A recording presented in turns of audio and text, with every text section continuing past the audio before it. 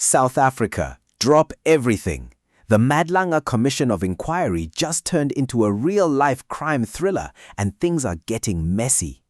Just when I thought Cat Matlala was singing a good song, Chaskalson, however, came with a hit, a potential Grammy winner. Because today, advocate Mathew Chaskalson just dropped receipts that connect the dots between a terrifying underworld cartel, top police brass, and rogue spy tech. But before we get into it, smash that subscribe button because you don't want to miss out on daily updates. We are talking about the alleged interlinks between feared security boss Steve Motsumi, Katiso KT Molefe, and the late Pretoria taxi boss Jotham Swazi Msibi. Because as we speak, KT Molefe allegedly out on bail, while Juju had the last Nando's meal. Are these guys running a shadow state? Let's break down exactly what Chaskalson is exposing right now today. Let's rewind to yesterday. Vusi Cat Matlala, who is allegedly a major underworld crime kingpin, finally stood up to testify. Now, did he spill all the tea? Not quite.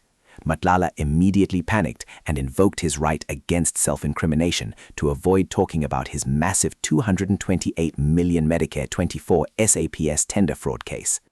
How the information that Chaskalson is spilling out right now is making Matlala looking like a little boy compared to the other big five I'm even afraid to mention. But he did confirm something massive. Matlala admitted that he used to hang out and visit the late feared Pretoria taxi tycoon Jotham Swazi Msibi. Why does that matter? Because police whistleblowers have flagged Msibi as the alleged mastermind behind the notorious Big Five cartel, a syndicate linked to illicit drugs, cash-in-transit heists, and total state infiltration. Matlala claims he just visited him, but the commission is looking at a much darker web.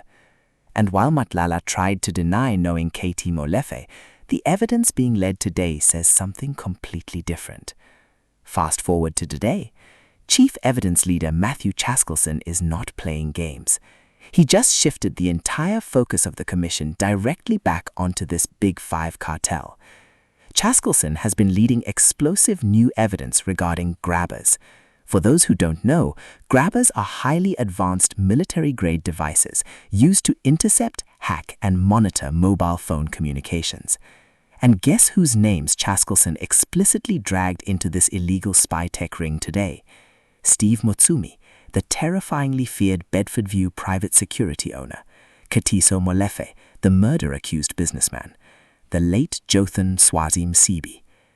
Chaskalson is pulling up raw WhatsApp exchanges between a state police sergeant, Fanine Nkosi, and the cartel members. These texts allegedly show how confidential police files, secret reports, and state intelligence were being handed over directly to Steve Motsumi. Think about it. A private security boss who witnesses previously testified is so dangerous they were terrified to even say his name out loud, allegedly had full access to state secrets and phone hacking technology. Chaskalson is laying bare a terrifying reality. The cartel wasn't just hiding from the police. They were allegedly using the police to run their empire. So, what are we looking at here? Yesterday, Cat Matlala tried to keep his mouth shut. Today, advocate Chaskalson let the data do the talking, exposing how Motsumi, Molefe, and Msibi's network allegedly compromised our national security. This isn't just a political scandal anymore. It's a battle for who actually controls South Africa's streets and police force. 5-litre drums. Mr. Msibi responds, "Hi, my brother, I'm out of South Africa. On our side, we're strong. In other words, we don't need red water. But we'll check who might take. Have a great one, my brother." And then later on, "No stress, my brother. Looks like it was sold."